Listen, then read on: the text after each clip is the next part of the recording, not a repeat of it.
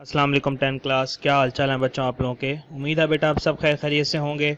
आप लोगों के लिए जो ऑनलाइन क्लासेस स्टार्ट किए हैं बेटा उसी सिलसिले में आज हम बायोलॉजी पढ़ेंगे और लेक्चर नंबर हमारा 5 है। चैप्टर नंबर 1 अगर आप लोगों को याद हो तो हम लोगों ने गैसियस एक्सचेंज स्टार्ट किया हुआ था। तो आज का जो हमारा टॉपिक है वो नेक्स्ट बेसिकली टॉपिक है। तो लास्ट टाइम हम लोग रेस्पिरेटरी सिस्टम को डिस्कस कर रहे थे। तो हमने ह्यूमन रेस्पिरेशन को डिस्कस किया था कि ह्यूमन रेस्पिरेटरी सिस्टम कैसे होता है और काम कैसे करता है, यानी क्या क्या होता है उसके अंदर पार्ट्स और वो काम कैसे करता है। तो आज हम पढ़ेंगे द मैकेनिज्म ऑफ ब्रीदिंग, कि ब्रीदिंग होती कैसे एक ह्यूमन बीइंग के अंदर। तो बुक्स ओपन कर लें बेटा। टॉपिक है 10.2.3 द मैकेनिज्म ऑफ ब्रीदिंग। तो देखें बेटा लिखा हुआ the physical movements associated with gaseous exchange are called breathing. There are two phases of breathing, inhalation and exhalation. Inhalation को हम इंस्पायरेशन कहते हैं और एक्सहेलेशन को हम एक्सपायरेशन भी कहते हैं। तो कहता है कि फिजिकल मूवमेंट्स जो हमारी गैसियस एक्सचेंज के दौरान होती हैं उसको हम ब्रीदिंग कहते हैं। अब फिजिकल मूवमेंट्स कौन कौन सी हैं बेटा, ये आप जैसे बैठे हुए हैं अभी, आप सारे बैठ के सांस अंदर की तरफ लें, इनहेल करें एयर को, इनहेल यानी सांस लें, इनहेल करें एयर, एक लंबा सा सांस लें और फिर अपनी बॉडी के अंदर देखें कौन कौन से मूवमेंट्स होते हैं। ठीक है, तो वो बेसिकली फिजिकल चेंजेस हैं। तो जब सांस बाहर निकालेंगे तो इसके अंदर वैसे चेंजेस होंगी। तो हम पढ़ते हैं, देखिए सबसे पहले हमारे पास है, हमने during inspiration the ribs, inspiration में सांस अंदर ले, हवा अंदर लेके जाना, इनहेलेशन भी कहते हैं। तो इंस्पिरेशन में क्या होता है, the ribs muscles contract and ribs are raised. कहता है जो रिब्स के बीच में जो मसल्स मौजूद हैं, इंटरकोस्टल मसल्स, वो कॉन्ट्रैक्ट होते हैं और रिब्स रेज्ड होती हैं, ऊपर की तरफ आ जाती हैं। At the same time the dome shape diaphragm contract and is lowered. तो कहता है जो डायफ्रेम होता है, लास्ट टाइम हमने डिस्कस किया था डोम शेप, वो क्या होता है, नीचे की तरफ चला जाता है, लोअर हो जाता है। These movements increase the area of thoracic cavity which reduce the pressure on the lungs। अब इसकी वजह से क्या होता है कि thoracic cavity का एरिया बढ़ जाता है। ठीक है, तो चेस्ट आपका ऊपर की तरफ आया हुआ है, रिब्स रेज्ड हैं, तो thoracic एरिया जो है वो बढ़ गया। अब इससे क्या होगा, लंग्स का प्रेशर कम हो जाएगा। उसकी वजह से क्या होगा, as a result the lungs expand and the air pressure within them also decrease. अब लंग्स एक्सपैंड हो गए, क्यों? क्योंकि उनके अंदर जो था वो प्रेशर कम हो गया, तो हवा का प्रेशर कम होने की वजह से हवा क्या होगी, बाहर से अंदर की तरफ भागेगी। The air from outside rushes into the lungs to equalise the pressure on both side. तो प्रेशर को बराबर करने के लिए वो हवा बाहर से अंदर की तरफ आएगी। The breathing movements are involuntary to large extent, however we can control the rate of breathing but not for a long time. तो ये एमसीक्यू है, याद रखें।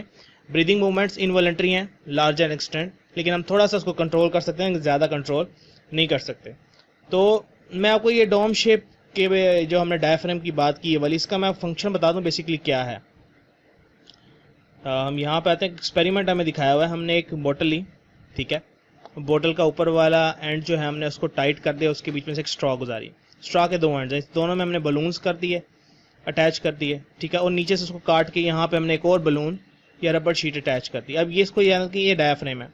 जब हम इसको नीचे की तरफ खींचेंगे ना तो इसका इस पर प्रेशर पड़ेगा, इसकी वजह से हवा बाहर से अंदर आएगी। देखें ये फूल जाएंगे।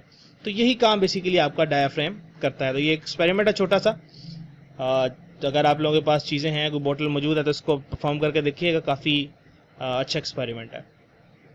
तो देखें एक्सपायरेशन, अब हवा बाहर आएगी तो ये बिल्कुल उसका ऑपोजिट है। ठीक है, तो देखें लिखा हुआ, ये अब याद रखें, आपने पॉइंट्स करने हैं। ठीक है, जैसे ये एक पॉइंट है तो इसका ऑपोजिट वहाँ से ऊपर से आपने देख के इसको कर लेना है, इसको लिख लें। एक ज़्यादा अच्छी बात है आपके पास। कहता है after gaseous exchange the lungs the impure air is expelled out in exhalation. तो कहता है जब गैसियस एक्सचेंज हो जाएगा, जब इनहेलेशन हमने की थी, तो अब हवा बाहर निकालेंगे, उसको हम एक्सहेलेशन कहेंगे। The rib muscles relax bringing the ribs back to the original position. कहता है रिब मसल्स अब रिलैक्स हो जाएंगे और उस रिब्स को नीचे लेकर आएंगे। The diaphragm muscles also relax and gets its raised dome shape. जो डायफ्रेम नीचे गया हुआ था, कॉन्ट्रैक्ट हुआ था, वो ऊपर आ जाएगा, रिलैक्स हो जाएगा। देखें उसको अपोजिट हो रहा है और डोम शेप वापस आ जाएगा। This reduce the space in the chest cavity and increase the pressure on lungs. अब देखें पहले चेस्ट कैविटी इंक्रीज हो गई थी, अब चेस्ट कैविटी जो है वो डिक्रीज हो जाएगी, जिसकी वजह से प्रेशर पड़ेगा लंग्स पे और lungs contract and air expelled out from them. और हवा जो है अब बाहर की तरफ आएगी ताकि प्रेशर को बराबर किया जा सके। क्लियर है बेटा? तो ये एक शॉर्ट क्वेश्चन है आपके पास, काफ़ी इंपॉर्टेंट है। आगे चलें तो ये एमसीक्यूज के लिहाज से है थोड़ा, इसमें से एमसीक्यू बन सकते हैं। The human breath 16 to 20 time per minute in normal circumstances at rest. At rest या नॉर्मल कंडीशन में हम 16 से 20 दफ़ा सांस लेते हैं 1 मिनट के अंदर। The rate of breathing is controlled by respiratory centre in the brain. The respiratory centre is sensitive to concentration of carbon dioxide in the blood. अब ये वाली बात आपने याद रखनी है जो एमसीक्यू के लिए बहुत इंपॉर्टेंट है, बच्चे कंफ्यूज हो जाते हैं इसके अंदर, ध्यान देना है मेरी बात पे।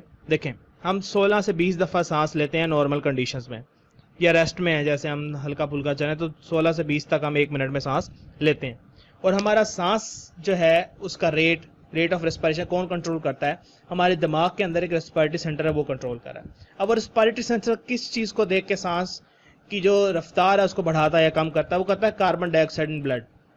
अब कार्बन डाइऑक्साइड हमारे खून में एक वेस्ट मटेरियल है, तो वेस्ट को निकालना बहुत ज़रूरी है। तो हमारी बॉडी बेसिकली कार्बन डाइऑक्साइड की मिकदार हमारे ब्लड में मॉनिटर करती है और हमें फोर्स करती है कि हम सांस लें ताकि उस कार्बन डाइऑक्साइड को बॉडी से बाहर निकाला जा सके। तो यहाँ पे यही क्वेश्चन आता है कि आप सांस क्यों लेते हैं? बच्चों को ये लगता है कि हम ऑक्सीजन लेने की वजह से सांस लेते हैं, नहीं, बेसिकली आपकी बॉडी कार्बन डाइऑक्साइड को बाहर निकालने के लिए आपको सांस लेने पर मजबूर करती है।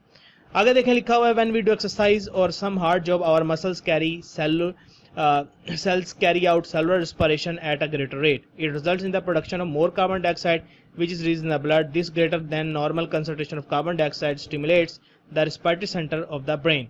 The respiratory center sends messages to the rib muscles and diaphragm to increase the rate of breathing so that the excess carbon dioxide present in the blood can be removed out of the body. During exercise or other hard physical work, the breathing rate may increase up to 30 to 40 times per minute. ठीक है, तो आपको समझ आ गई होगी, मैं इसको explain कर देता हूँ। देखिए, उसने कहा है कि जब हम एक्सरसाइज करते हैं तो हमारे मसल्स मूव करते हैं, मसल के सेल्स को एनर्जी चाहिए, उस एनर्जी चाहिए तो वो क्या करते हैं? सेलुलर रेस्पिरेशन करते हैं। सेलुलर रेस्पिरेशन करते हैं, एनर्जी बनाते हैं, एटीपी को यूज़ करते हैं, तो कार्बन डाइऑक्साइड बनती है। वो कार्बन डाइऑक्साइड बनेगी तो ज़्यादा कार्बन डाइऑक्साइड बनेगी क्योंकि सेल अब ज़्यादा काम कर रहे हैं एक्सरसाइज के दौरान या हम भाग रहे हैं। ठीक है, तो अब क्या होगा कि कार्बन डाइऑक्साइड को बाहर निकालना होगा। तो हमारा जो रेस्पिरेटरी सिस्टम जो ब्रेन के अंदर सेंटर मौजूद है वो क्या करता है? वो सिग्नल भेजता है रिब को, डायफ्राम को, रिब्स को, डायफ्राम को कि रिब्स मसल्स ज़्यादा से ज़्यादा कॉन्ट्रैक्ट करें, डायफ्राम ज़्यादा कॉन्ट्रैक्ट रिलैक्स करें ताकि सांस की रफ्तार ज़्यादा हो जाए। उस रफ्तार की इंक्रीज होने की वजह से एक्स्ट्रा कार्बन डाइऑक्साइड बॉडी से बाहर निकाली जा सकती है और वो इंक्रीज होकर 30 to 40 टाइम हो जाता है। तो ये आपने देखना है ड्यूरिंग एक्सरसाइज, ये आपका रेस्पिरेटरी रेट है और नॉर्मल यानी रेस्ट कंडीशन में ये है। तो ये एमसीक्यूज के लिए इंपॉर्टेंट है। ठीक है बेटे, तो इंशाल्लाह नेक्स्ट जो लेक्चर है हमारा, अच्छा उसके बाद एक ये चीज़ रह गई है, ये आप लोगों ने कर लेना है, ये भी एमसीक्यू के लिए इंपॉर्टेंट है।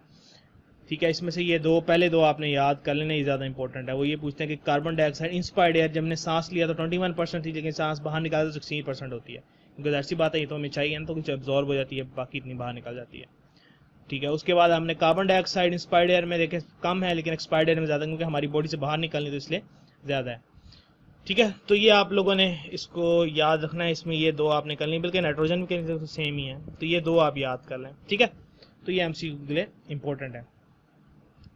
तो नेक्स्ट लेक्चर इंशाल्लाह लेक्चर नंबर 6 जो है उसमें हम लोग जो है डिस्कस करेंगे क्या रेस्पिरेटरी डिसऑर्डर्स, और ये हमारा चैप्टर जो है इंशाल्लाह हम इसको एंड कर लेंगे। अपना ख्याल रखिएगा बेटे, अल्लाह हाफिज़।